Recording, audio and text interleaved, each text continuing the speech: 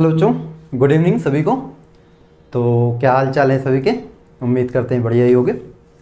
तो last class में हम लोगों ने जो विलियन चैप्टर में सांद्रता पद की विधियों में नॉर्मलता के बारे में बातें की थी, और नॉर्मलता मोलरता में संबंध, नॉर्मलता शक्ति में संबंध, ये सारी चीज़ें क्या कर ली थी, देख ली थी। ठीक, चलिए। तो लास्ट संबंध जो हमने देखा था वो नॉर्मलता और मोलरता का देखा था कि नॉर्मलता बराबर होता है मोलरता गुणे एन फैक्टर, यही था। ये संबंध देखा था, इसके क्वेश्चन हमने किए थे। तो यहाँ से एक चीज़ आपको और भी पता चलेगी। वो क्या पता चलेगी? वो आपको ये पता चलेगी कि भाई किसी भी विलयन की जो नॉर्मलता होगी, है ना, अगर हम बात करें किसी भी विलयन की नॉर्मलता की, तो किसी भी विलयन की जो नॉर्मलता होगी या तो वो मोलरता से बड़ी होगी या तो मोलरता के क्या होगी, बराबर, है ना। मोलरता का मान सदैव नॉर्मलता से कम होगा या नॉर्मलता के बराबर होगा।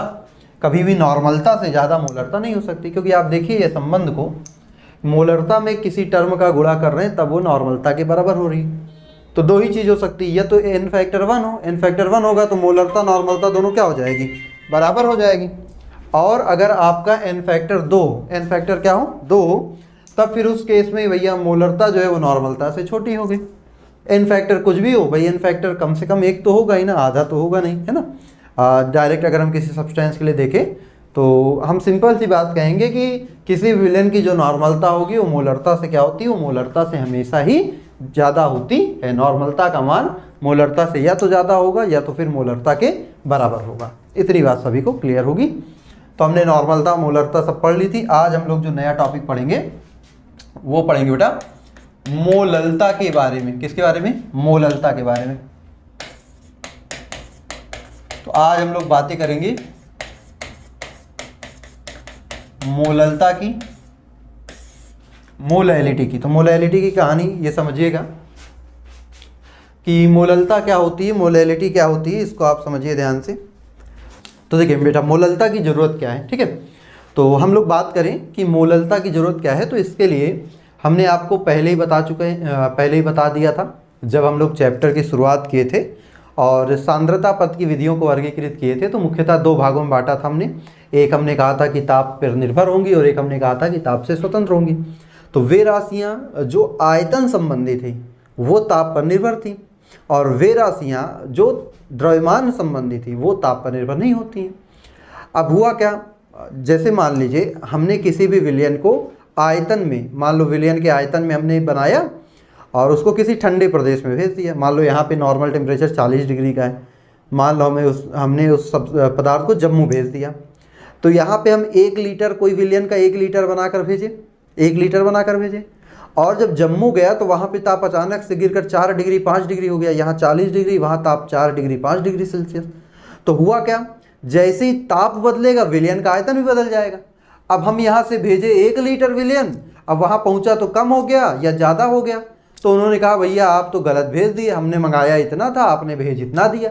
तो ये तो समस्या की बात हो गई, है ना, कि भाई हम भेजे कुछ और थे और ताप बदलने के कारण आयतन बदल गया, तो वहाँ पहुँचा कुछ और, पहुँचते पहुँचते कुछ और हो गया। तो इस समस्या से बचने के लिए हम लोग विलयन की आयतन को ना देखकर हम लोग विलायक का द्रव्यमान लेते हैं। जो विलयन बनाएंगे वो विलायक के प्रति इकाई द्रव्यमान में बनाएंगे, और द्रव्यमान ताप पर निर्भर होता नहीं है। तो जो हमारा विलयन बनेगा, हम जिस सांद्रता का विलयन यहाँ से भेजेंगे उस सांद्रता का विलयन वहाँ पहुँचेगा, कोई समस्या नहीं आएगी, ठीक है। तो वही कहानी है, मोललता की जरूरत क्यों है, क्योंकि मोललता जो है भाई ताप बदलने पर बदलती नहीं है। तो अगर हम कोई विलयन मोललता के रिस्पेक्ट में सांद्रता लेकर भेजेंगे तो एक निश्चित सांद्रता ही वहाँ पे देगी, ठीक है। चलिए, तो मोललता की कहानी सिंपल सी क्या है पहले समझ लेते हैं। किसी विलायक के प्रति किलोग्राम भार में उपस्थित विलेय का या विलेय के मोलों की संख्या, किसी विलायक के प्रति किलोग्राम भार में उपस्थित विलेय के मोलों की संख्या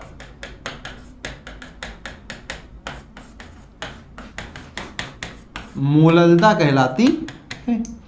विलेय के मोलों की संख्या क्या कहलाती है बेटा? मोललता कहलाती है। अब मोललता जो है इसे हम लोग स्मॉल m से दर्शाते हैं, इसे स्मॉल m से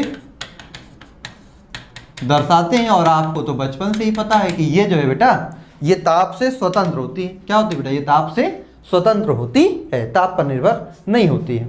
ठीक, चलिए तो मोललता बराबर क्या हो गया? मोललता बराबर हो गया विलेय के मोलों की संख्या और बटे विलायक का भार। इस बार क्या लिया है हमने? विलायक का भार, जो कि किस में है बेटा? किलोग्राम में। मोललता को किससे लिखेंगे? स्मॉल m से। मोल को स्मॉल n से, विलायक के भार को कैपिटल W से।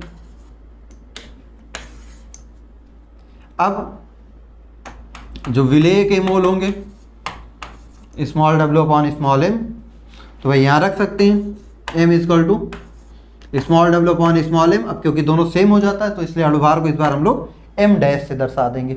अणुभार को किससे दर्शाएंगे? m डैश से इंटू w kg। अब यहाँ पे अगर w ग्राम में हो जाता है स्मॉल w इंटू 1000। अगर नीचे वाला w क्या? विलायक का द्रव्यमान ग्राम में होता है, तब हम यहाँ पे क्या करेंगे बेटा? तब हम यहाँ पे 1000 से गुणा। तो ये हो गई मोललता की कहानी। अब मोललता के अगर हम मात्रक की बात करते हैं तो आप जानते ही मात्रक कैसे लिखा जाता है बेटा? मात्रक की कहानी फॉर्मूला देखो, ऊपर क्या है? मोलों की संख्या, नीचे क्या है? किलोग्राम। तो मात्रक हो जाएगा मोल प्रति किलोग्राम, या इसी को प्यार से हम लोग क्या कह देंगे बेटा? मोलल कह देंगे। प्यार से इसी को क्या कह देंगे? मोलल। तो किसी भी विलायक के 1 किलोग्राम भार में विलेय के जितने मोल घुले होते हैं उसी को क्या बोलते हैं बेटा? विलयन की मोललता कहते हैं। और मोललता ताप से स्वतंत्र होती है और इसका मात्रक मोल प्रति किलोग्राम है। और इसका फॉर्मूला आपके सामने ये रहा। इतनी बातें सभी को क्लियर होंगी, तो इसको नोट करिए, फिर हम लोग मोलल विलयन की बातें करते हैं, है ना? नोट करिए बेटा इसको।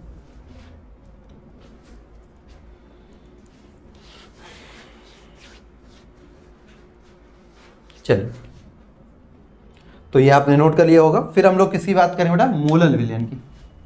तो इसके बाद हम लोग का टॉपिक क्या है? मोलल विलयन। चलिए देखते हैं कि मोलल विलयन क्या है।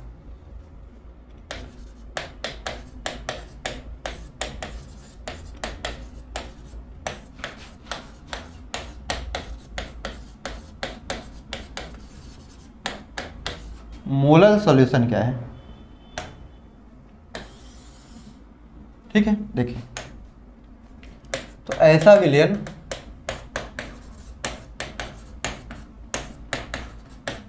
जिसमें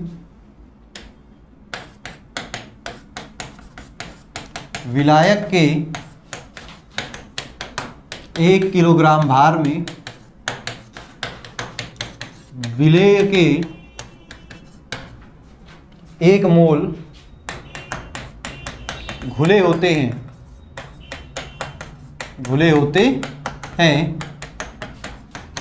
मोलल विलयन कहलाता है।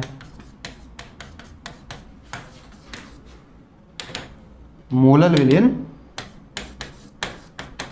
कहलाता है ऐसा विलयन जिसमें विलायक के 1 किलोग्राम भार में विलेय के 1 मोल घुले होंगे, उसी को हम क्या बोलेंगे? मोलल विलयन। जैसे एग्जांपल के लिए आप देख लो भाई, आपने मोललता देखी ही थी अभी कि m इज इक्वल टू क्या होता है? n upon capital W। अब यदि हम ये कह दें कि यदि विलेय का कितना हो? 1 मोल, और विलायक का भार भी कितना हो जाए? 1 किलोग्राम, तो m का मान क्या हो जाएगा? m का मान हो जाएगा 1/1, जो कि हो जाएगा 1 मोलल। क्या हो जाएगा बेटा? 1 मोलल। तो अगर किसी विलेय के 1 मोल विलायक के 1 किलोग्राम में घुले होते हैं तो ऐसा विलयन ही क्या कहलाता है? हमारा मोलल विलयन। ऐसा विलयन ही क्या कहलाएगा बेटा? मोलल विलयन कहलाएगा। ऐसा विलयन ही क्या कहलाएगा? मोलल विलयन कहलाएगा। ठीक है, इतनी बातें सभी को क्लियर। बाकी कहानी तो वही है जैसे आप जानते हो मोलल विलयन के लिए भी कि यार आपसे क्वेश्चन कहता है कि भाई मोलल विलयन है, तो मोलल विलयन का मतलब होता है कि उसकी मोललता 1 मोलल है ना? अगर सेमी मोलल विलयन है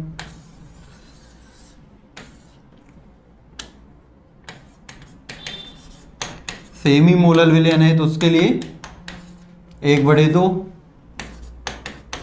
पेंटीमोलल है तो उसके लिए 1/5, या डेसीमोलल है,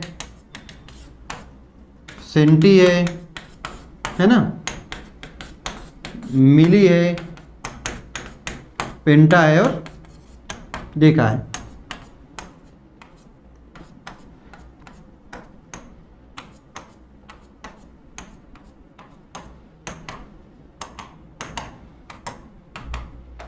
तो यहाँ पे डेसी के लिए 1/10, 1/100, 1/1000, 5 और 10, इस तरह से।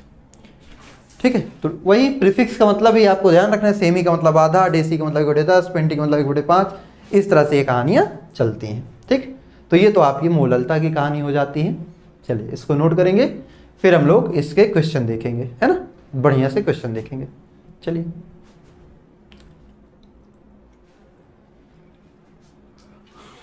तो इसको आपने नोट कर लिया है, उम्मीद करते हैं। चलिए अब इसके हम लोग क्वेश्चन देखेंगे। ये तो परिभाषा ही लिखी है कि किसी विलायक के प्रति किलोग्राम भार में विलेय के मोलों की संख्या विलयन की मोललता कहलाती है, सेम से दर्शाते हैं। किसी विलायक के 1 किलोग्राम भार में विलेय के 1 मोल उपस्थित होने पर बना विलयन मोलल विलयन कहलाता है। अभी संबंध बाद में देखेंगे, पहले क्वेश्चन देखते हैं। ये रहा क्वेश्चन। सबसे पहले ये क्वेश्चन करेंगे। कह रहा है 800 ग्राम विलायक में HNO3 के 31.5 ग्राम उपस्थित हैं, तो विलयन की मोललता क्या होगी। बड़ा सिंपल सा आंसर इसका भैया, आ जाओ हल। आप लोगों ने तो इतने क्वेश्चन लगा लिए कि अब आपको कोई समस्या होगी नहीं। कह रहा 800 ग्राम विलायक, तो पहले इंफॉर्मेशन लिख लो कि विलायक दिया है 800 ग्राम में HNO3 विलेय है, HNO3 अणुभार निकाल लो, 1 + 14 + 16 × 48, टोटल करेंगे 63। तो भैया अणुभार आ गया कितना, m' का मान हो गया 63 के 31.5 ग्राम गुने मतलब स्मॉल w हो गया 31.5 ग्राम। विलयन की मोललता स्मॉल m का मान पूछा है, फार्मूला लगा दो। Small m = w × 1000 m' into capital W।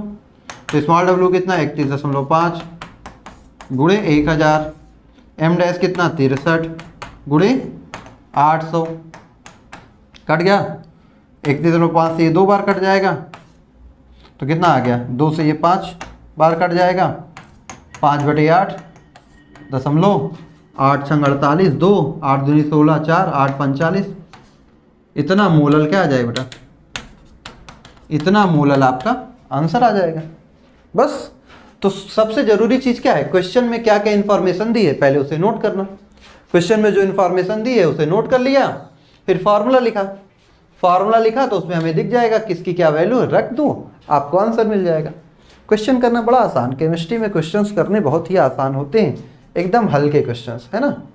बस दिमाग थोड़ा सा यूज करिए और क्वेश्चन सॉल्व, बस यही करना होता है। और आप लोग के पास दिमाग तो भगवान ने बहुत बढ़िया दिया है, बस उसको यूज करने की ज़रूरत है। रेगुलर यूज करते रहो। जैसे गाड़ी वगैरह है ना, तो गाड़ी क्या होती है भाई, ऐसा तो नहीं गाड़ी एक बार खरीद लाए ज़िंदगी भर चलाते रहते हो। गाड़ी ले आते हो तो समय समय पर उसकी क्या करनी पड़ती है, सर्विसिंग करानी पड़ती है, मेंटेन करना पड़ता है। तो वैसे भगवान ने बुद्धि देकर भेज दिया, अभी थोड़ी दे के भेज दिया तो उसी में सब उभर के भेजे हैं। आपको क्या करना पड़ेगा, उसको समय समय पर सर्विसिंग करनी पड़ेगी, दिमाग मांझना पड़ेगा, तब जाके उसमें चीज़ें क्या हैं भरती जाएंगी, फिक्स होती जाएंगी, ठीक, कॉन्सेप्ट बनते जाएंगे। तो मेहनत करो, जितने ज़्यादा से ज़्यादा क्वेश्चन हो, जितना ज़्यादा से ज़्यादा पढ़ सको उतना बढ़िया पढ़ो, ठीक। चलिए तो अगला क्वेश्चन देखते हैं बेटा। अगला क्वेश्चन आपके सामने ये रहा। कह रहा सोडियम कार्बोनेट के 53 ग्राम का पेंटीमोलल विलयन बनाने के लिए कितने ग्राम विलायक की आवश्यकता है। ठीक है, बहुत सही, विलायक पूछा है भैया। चलो हल देखते हैं इसका, क्वेश्चन का हल। कह रहा पदार्थ सोडियम कार्बोनेट है, बहुत अच्छे, तो अणुभार निकाल लीजिए। 1 सोडियम 23, 23 दूना 46, 1 कार्बन 12, ऑक्सीजन 16 3 48, टोटल कितना हो जाएगा 106। तो बेटा m' का मान आ गया 106, बहुत अच्छी बात है। कि 53 ग्राम, तो स्मॉल w कितने दिए बेटा 53 ग्राम का पेंटीमोलल मतलब मोललता दिया है 1/5 बनाने के लिए विलायक का कितना द्रव्यमान चाहिए, कितना विलायक चाहिए, W कैपिटल W पूछ रहा। तो कर नहीं न लेंगे, बिल्कुल आसान है भाई, फार्मूला लगाइए आंसर आ गया। फार्मूला क्या होता है, फार्मूला होता है m' = W × 1000 M is equal to M dash into capital W. M उधर कर दीजिए, डब्लू उधर कर दीजिए, तो W is equal to small W into 1000 by M into M dash. यही हो जाएगा क्या? डब्लू ऊपर एम नीचे, तो डब्लू कितना 53, 1000, स्मॉल एम 106, एम डैश 1/5, तो 53 दूनी कितना हो गया 106, 2 से इसको काट दोगे 500, ये 5 ऊपर गुणा हो जाएगा, तो डब्लू आ जाएगा 2500 ग्राम, और किलोग्राम में निकालोगे तो क्या आ जाएगा 2.5 किलोग्राम। तो चाहे ग्राम में रख दो और चाहे किलोग्राम में रख दो, आपकी मर्जी, आंसर आपको निकालना चाहे ग्राम में निकालिए चाहे किलोग्राम में, है ना। बस ये हो गया आंसर। तो बस फॉर्मूला बस याद होना चाहिए आपको। फॉर्मूला अगर एक बार याद है तो आप सारे क्वेश्चन आसानी से बना लीजिएगा। फॉर्मूला याद होना चाहिए, ठीक, फॉर्मूले का सारा खेल है। चलो नोट करो इसको, फिर अगले क्वेश्चन पे चलते हैं। अगला क्वेश्चन देखा जाए।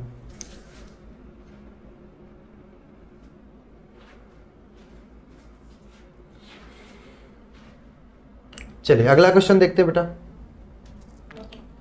तो अगला क्वेश्चन आपके सामने ये रहा, कह रहा एसिटिक अम्ल के 4.06 मोलर जलीय विलयन का घनत्व इतना है, तो विलयन की मोललता, चलिए ये मोलरता और मोललता का संबंध है, अभी हम संबंध को देखते हैं तो ये क्वेश्चन करते हैं। और कोई क्वेश्चन है अपने पास?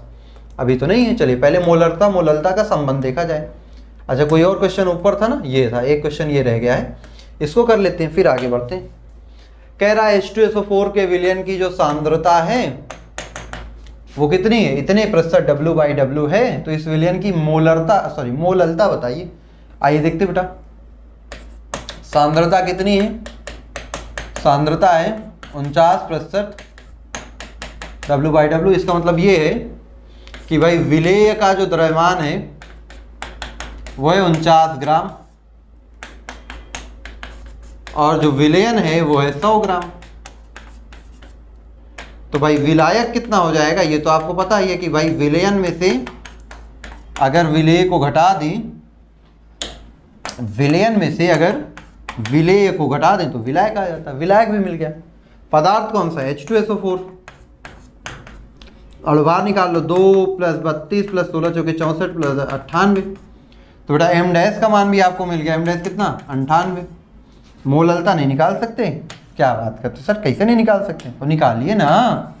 ओके सर, देखो बेटा यहाँ पे ये रखा फार्मूला और आंसर हमारा आ गया। डब्लू कितना? डब्लू दिया है 49 गुणे 1000 बटे बेटा 98 गुणे 51, 49 दूनी 98, तो इसे काटो 500, ठीक है। तो ये आ गया 500 बटे 51, तो ये कितना आ जाएगा? 100 आना चाहिए, 10 आना चाहिए था, लेकिन 10 से थोड़ा सा कम आएगा, 9 दशमलव कुछ आएगा। करके देख लेते हैं, कैलकुलेटर थोड़ा सा लगाते हैं ना, है ना, थोड़ा सा दिमाग लगाएं अगर, तो देखिएगा ध्यान से।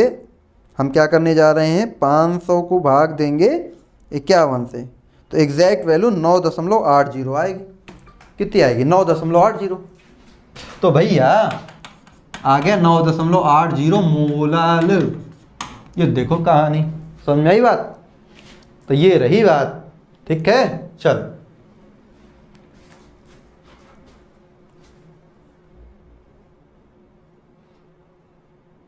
चलो, अब 2 बातें आपको हमेशा ध्यान रखनी है, जो आपसे कॉम्पिटिटिव एग्जाम में क्वेश्चन उसके पूछे भी गए हैं, ठीक है, और वो कंफ्यूज बहुत करते हैं। तो 2 बातें आप नोट करके लिख लीजिए, गांठ बांध के रख लीजिए। हम यहाँ पे आपको लिखा दे रहे हैं। नोट, सामान्य नोट। पहला नोट तो ये है, सामान्यतः किसी विलयन की मोललता का मान उसकी मोलरता के मान से अधिक होता है। सामान्यतः किसी भी विलयन की मोललता का मान उसकी मोलरता के मान से क्या होता है बेटा, अधिक होता है। इसमें दो केस बनते हैं, घनत्व के रिस्पेक्ट में देखते हैं। एक बार मोललता मोलरता से ज़्यादा होती है और कभी कभी मोललता मोलरता से कम भी हो सकती है। तो मोललता मोलरता से ज़्यादा होती है, हम ये कह रहे हैं। सामान्य बात है ये, कैसी बात है, सामान्य बात है, ठीक है। तो मोललता का मान किससे ज़्यादा होता है, मोलरता से ज़्यादा होता है। अब इसमें घनत्व का केस बनता है कि अगर 1 से ज़्यादा है तो क्या होगा, 1 से कम है या 1 के बराबर है तो क्या होगा, वो दो केस बनता है। लेकिन हमसे जो हमारे एग्जाम में जनरली पूछा जाएगा, जो हमको ध्यान रखना है, वो ये ध्यान रखना है कि भैया मोललता के लिए मोललता मोलरता से ज़्यादा होगी। ये वाला पॉइंट हमको हमेशा कंसीडर करके चलना है, ठीक है। जनरली यही वाला हमारे केस में है, हमारे सिलेबस में ये वाला केस रहेगा। दूसरा, मोलर विलयन, मोलर विलयन की सांद्रता मोलल विलयन से अधिक होती है, अधिक होती है। या हम ये कहें कि मोलर विलयन मोलल विलयन से अधिक सांद्र होता है ना। मोलर विलयन की सांद्रता मोलल विलयन से अधिक होती है। ये बात, दो बातें, दो अलग अलग बातें हैं। मोललता का मान मोलरता से ज़्यादा होगा, लेकिन अगर हम बात करें सांद्रता की तो मोलर विलयन की सांद्रता मोलल विलयन की सांद्रता से क्या होगी, ज़्यादा। भाई जो मोलर विलयन की सांद्रता है वो ज़्यादा होगी मोलल विलयन की सांद्रता से। ये concentration of molar solution is greater than concentration of molal solution. तो मोललता का मान तो मोलरता से ज़्यादा होता है, लेकिन मोलर विलयन की सांद्रता मोलल विलयन से कम ज़्यादा होती है। अब ऐसा क्यों, इसको समझिए आप खुद भी कि भाई जो मोलल विलयन है वो कैलकुलेट किया जाता है विलायक में। मोलल विलयन जो है वो कैलकुलेट किया जाता है विलायक में। मान लो हम आपसे कह दें, क्वेश्चन ये है कि एक मोलल विलयन तथा एक मोलर विलयन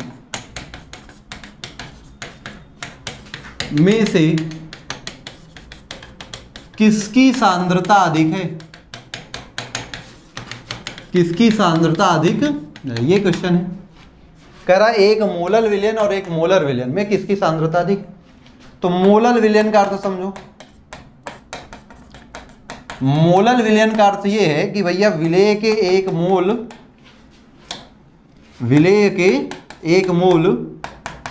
घुले हैं विलायक के 1 किलोग्राम में। विलायक के 1 किलोग्राम में, ध्यान देना, विलायक के 1 किलोग्राम में। अब मोलर विलयन का मतलब होता है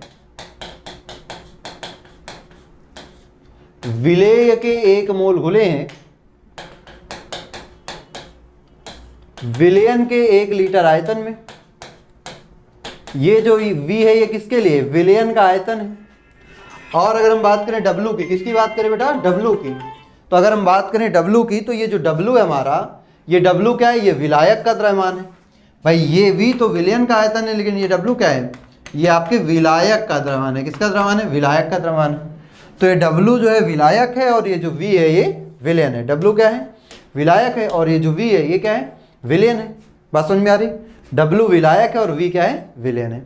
अब क्या होगा भैया, जब यहाँ विलयन में देखोगे, किस में देखोगे, विलयन में, तो यहाँ विलयन में क्या होगा, विलयन में विलायक भी ऐड होगा प्लस विलेय भी तो ऐड होगा। तो देखो ये विलायक के 1 किलोग्राम में 1 मोल है। अब जब हम विलयन में देखेंगे तो विलयन में इसकी मान 1 मोल से कम आएगा ना, क्योंकि विलयन विलायक प्लस विलेय, विलयन का मान ज़्यादा हो जाएगा तो विलयन के ज़्यादा मान में विलेय के मोल कम हो जाएंगे ना। बात समझ में आ रही है कि भैया ये जो है 1 मोल जो विलेय है वो विलायक में है, और जब हम विलयन में देखेंगे तो विलयन में क्या हो जाएगा, विलायक प्लस विलेय, तो विलयन की मात्रा विलायक से ज़्यादा हो जाएगी। तो मोलल का मतलब था विलायक के 1 किलोग्राम में 1 मोल विलेय, ना कि विलयन में।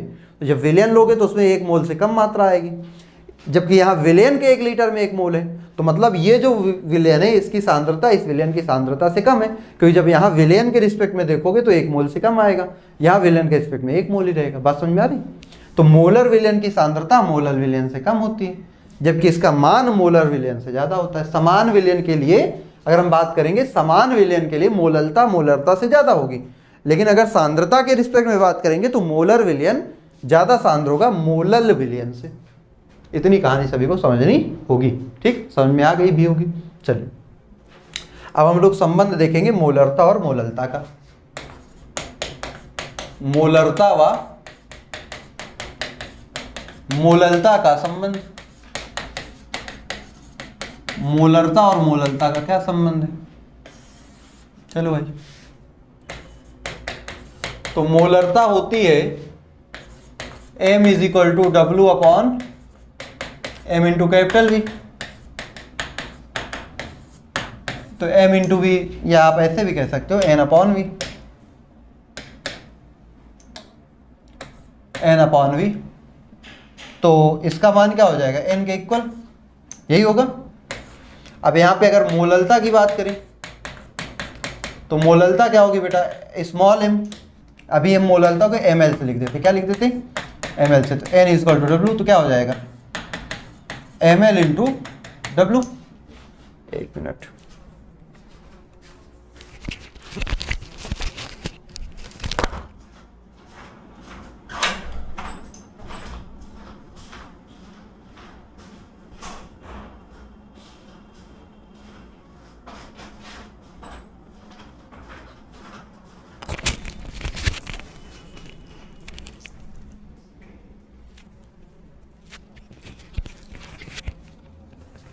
तो देखिए मोललता से क्या हुआ? n is equal to M L into W. ये भी n, तो ये दोनों आपस में भी तो बराबर होंगे, तो बराबर रख दो। तो भाई क्या हो जाएगा? M L into capital W बराबर हो जाएगा m इंटू वी के। डब्ल्यू इधर चला जाएगा, तो मोललता बराबर m into V divided by capital W. ये विलायक का है भाई, ये किसका है? विलायक का ही है ना। अब देखो M L is equal to M into V. विलायक को आप क्या लिख सकते हैं? विलायक को आप लिख सकते हैं बेटा विलयन माइनस विलेय। क्या लिख सकते हैं? विलयन माइनस विलेय। विलायक को क्या लिख सकते हैं? विलयन माइनस विलेय। ये इतना कर सकते हो? बिल्कुल कर सकते हो। चलो फिर आगे, जब इतना कर लिए हैं तो आगे देखते हैं आगे क्या हो जाएगा। ये जो आपका v ऊपर है, क्या इस v को आप नीचे लिख सकते हैं? बिल्कुल भाई, इसको हम लिख सकते हैं capital W upon V minus small w upon V, लिख सकते हैं भाई। विलयन को कैपिटल W से, विलेय को स्मॉल w से। अब देखो यह क्या लिखा है? विलयन का द्रव्यमान बटे विलयन का आयतन। तो विलयन का द्रव्यमान और विलयन का आयतन का जो फॉर्मूला होता है वो क्या होता है? वो होता है घनत्व minus w upon small v। अब बेटा एक बात बताइए, क्या हम यहाँ m का गुणा m का भाग अपने से कर सकते हैं? बिल्कुल सर, कर लीजिए, कोई दिक्कत नहीं। अगले स्टेप में कर देते हैं। M L is equal to capital M divided by D minus small w upon capital V। m का गुणा m का भाग, 1000 का गुणा 1000 का भाग कर दो, कोई समस्या नहीं होनी चाहिए, है ना। हमने अपने से किया, कट जाएगा एक बचेगा, कट जाएगा एक बचेगा, कोई फर्क नहीं पड़ रहा। बहुत अच्छी बात है। तो ये क्या हो जाएगा? m divided by D minus, इसको लिख सकते हैं w into 1000 upon m into V into m upon 1000 लिख सकते हैं। एक m अंदर कर दिया, एक 1000 अंदर कर दिया। ये किसका फार्मूला दिख रहा है? यही तो मोलरता का फार्मूला होता है ना भाई। ये फार्मूला किसका होता है? मोलरता का। तो ये फार्मूला क्या बन गया? M L is equal to capital M divided by D minus capital M into small m divided by 1000। यहाँ से 1000 कॉमन ले लेंगे तो क्या हो जाएगा? Capital M divided by 1000 D minus capital M into small m divided by 1000 ऊपर चला जाएगा, तो M L is equal to क्या हो जाएगा? 1000 into m divided by 1000 D minus m into small m। यही हो जाएगा क्या? इतनी सी कहानी है। तो यही आपका रिलेशन आ गया किसमें? मोलरता और मोललता का। यही संबंध किसका है? मोलरता और मोललता का संबंध है। बात समझ में आई? तो ये आपका क्या है बेटा? मोललता और मोलरता का संबंध। ठीक, नोट कर लीजिए इसको। तो सबसे पहले क्या है? मोलरता का फार्मूला लिखा, मोलरता का फार्मूला लिखा m equal to n upon V. तो यहाँ से n का मान आया m इंटू वी के बराबर। मोललता का फॉर्मूला लिखा ml equal to n upon W, तो यहाँ से n का मान आया ml इंटू डब्ल्यू। ये भी n दोनों एक ही विलयन के हैं तो दोनों आपस में बराबर, तो ml into W equal to m into V. W इधर भेज दिया, विलायक हो गया, तो m into V upon W विलायक। विलायक को लिख सकते हैं विलयन माइनस विलेय, तो ml equal to m into V upon विलयन माइनस विलेय। v डिवाइड कर दिया, v से डिवाइड किया तो क्या हो गया बेटा, ये w अपॉन वी घनत्व हो गया माइनस w अपॉन वी विलेय बटे विलयन था, तो यही से लिखा है। फिर हमने इसमें m का गुणा m का भाग किया, 1000 का गुणा 1000 का भाग कर दिया, फिर इसको 1000 अंदर कर दिया, 1m अंदर कर दिया, तो ये मोलरता का फार्मूला बन गया। मोलरता का फार्मूला बन गया, 1000 एलसीएम लेके फार्मूला फाइनली ये वाला लास्ट फार्मूला आपका मिल गया, अंतिम फार्मूला वो मिल गया। ठीक है, तो मोलरता मोललता का संबंध आ गया। ठीक है, इतनी कहानी सभी को समझ में आ गई होगी। चलिए, बहुत अच्छी बात है। तो नोट कर लिया आपने। तो मोलरता और मोललता का संबंध क्या आया, मोलरता व मोललता का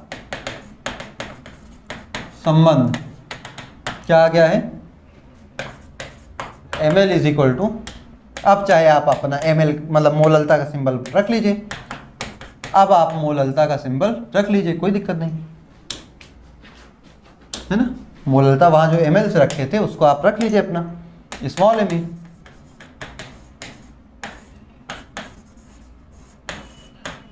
capital M into M dash, है ना। सारी चीजें यहां लिख दे रहे हैं। स्मॉल m क्या है, मोललता, कैपिटल M क्या है, मोलरता, D क्या है, विलयन का घनत्व, D क्या है बेटा, विलयन का घनत्व, और M डैश क्या है, विलेय का अणुभार, M डैश क्या है, विलेय का अणुभार। ठीक, ये कहानी है, नोट कर लीजिए इसको।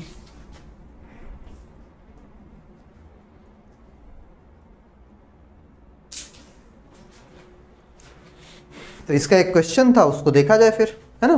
संबंध तो आपको पता चल गया, एक क्वेश्चन था वो देखा जाए। आइए, तो क्वेश्चन आपके सामने कहाँ है, ये रहा। कह रहा है कि एसिटिक अम्ल के इतने मोलर, मोललता दी है, लिख लो भैया, मोलरता दी है 4.06 मोलर, जलीय विलयन का घनत्व इतना है, घनत्व लिख लो D 1.2 ग्राम पर ml है। विलयन की मोललता स्मॉल m का मान बताना है। एसिटिक अम्ल का अणु सूत्र क्या होता है, CH3COH, इसका अणुभार होता है 60, निकाल लेना, m डैश 60 आएगा। फार्मूला लगाओ, m is equal to capital M into 1000 divided by 1000 into D minus capital M into M dash. तो कैपिटल M कितना 4.06 गुणे 1000 गुणे 1.2 माइनस स्मॉल m कितना, कैपिटल M कितना 4.06 गुणे m डैश कितना 60। चलो सॉल्व करते हैं इसको। m का मान कितना 4060 बटे, ये हो गया 1200 माइनस 6 से गुणा करेंगे अगर, 6 छंग 36 3 और 4 छंग 24, तो कितना आ जाएगा 243.6। तो 4060 डिवाइडेड बाई 1200 में से 200 गया 1000 और उसमें से 143 गया 956.4। ये अब आप डिवाइड कर लीजिए बेटा, लाई कर देते हैं आपके लिए, इतना तो कर ही सकते हैं। ठीक है, यंत्र का प्रयोग करते हैं और क्या, 4060 डिवाइडेड बाई 956.4, तो बेटा ये कितना आ जाएगा 4.24 ग्राम पर ml, यही हो जाएगा। तो मोललता कितनी आ गई, सॉरी ग्राम पर ml कह रहे हैं, ग्राम मोललता है ना, मोल पर किलोग्राम, 4.24 मोल प्रति किलोग्राम या मोलल कह लो।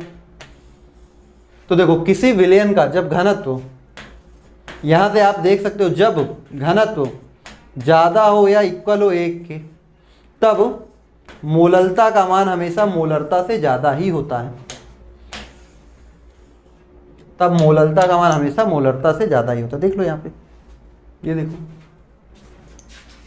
ठीक है।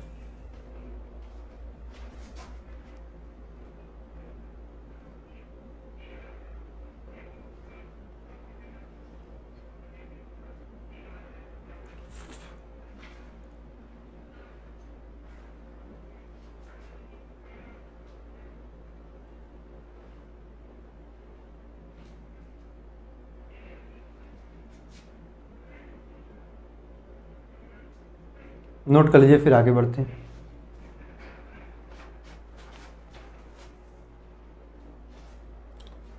तो ये हो गई बेटा मोललता की कहानी, और मोललता का केस हमने बता दिया। ये बहुत इंपॉर्टेंट है, आपको याद रखना है, ठीक है। फिर आइए देखते हैं फॉर्मलता की कहानी। किसकी देखें बेटा? फॉर्मलता। फिर देखते हैं फॉर्मलता क्या है। फॉर्मलता के साथ बस फॉर्मलता ही करनी है, formality is just a formality. तो आइए देखते हैं फॉर्मलता क्या होती है। तो किसी विलयन के 1 लीटर आयतन में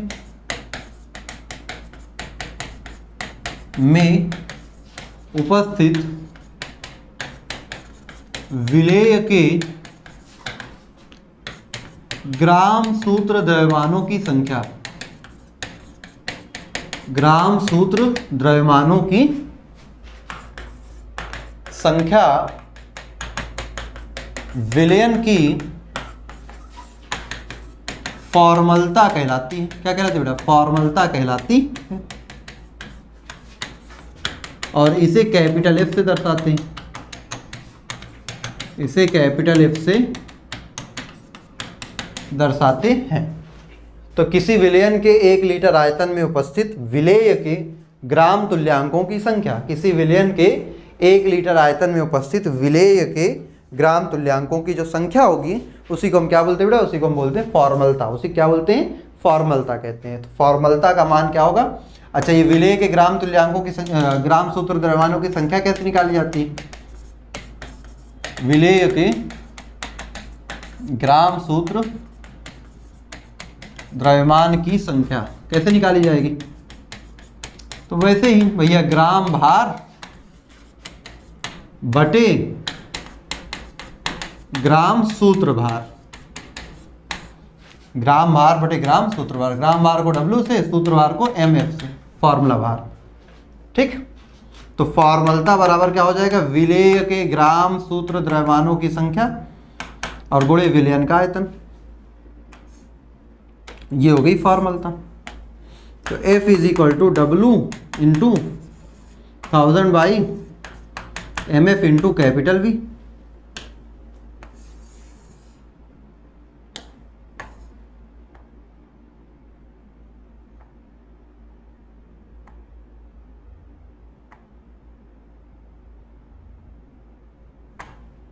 ठीक, ये।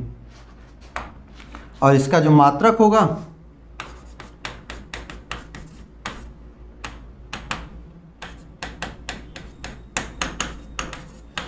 ग्राम सूत्र भार प्रति लीटर, या फॉर्मल, यह क्या बेटा? फॉर्मल, इस तरह से। तो इसका जो उपयोग है वो हम लोग वृहद अणुओं के लिए करते हैं, जैसे कार्बोहाइड्रेट के लिए, वसा के लिए, है ना।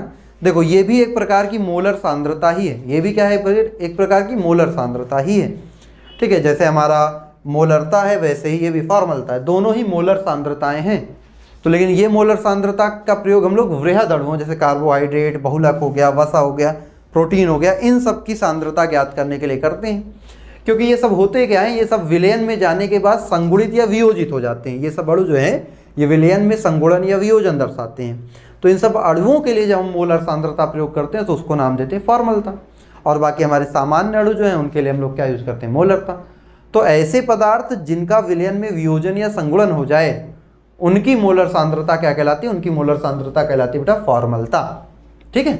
फॉर्मलता का यूज समझ में आया? फॉर्मलता का यूज वृहद अणुओं की मोलर सांद्रता ज्ञात करने में किया जाता है, ठीक। नोट करिए इसको, फिर हम लोग आगे बढ़ते हैं।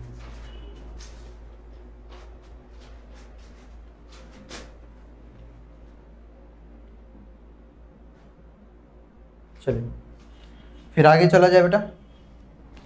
चलिए इसका एक क्वेश्चन है, उसको देख लेते हैं, ठीक है। एक क्वेश्चन है, देख लेते हैं चुपके से, बढ़िया मस्त। देखो क्वेश्चन क्या कह रहा है, कह रहा है एक विलयन के 600 मिलीलीटर आयतन में एसिटिक अम्ल के 12 ग्राम घोले गए हैं, तो विलयन की फॉर्मलता क्या होगी। और देखो ग्राम सूत्र भार दिया है, क्वेश्चन में दिया ही है पहले से, बहुत अच्छी बात है। क्या कह रहा है, एक विलयन का 600 ml है, तो बेटा आयतन कितना है 600 ml। एसिटिक अम्ल का अणुभार हमने बताया ही, सॉरी अणुभार की जरूरत नहीं, कि 12 ग्राम, ग्राम भार कितना है 12 ग्राम। इसमें तो जरूरत होती है ग्राम सूत्र भार की, जो कि दिया है 120।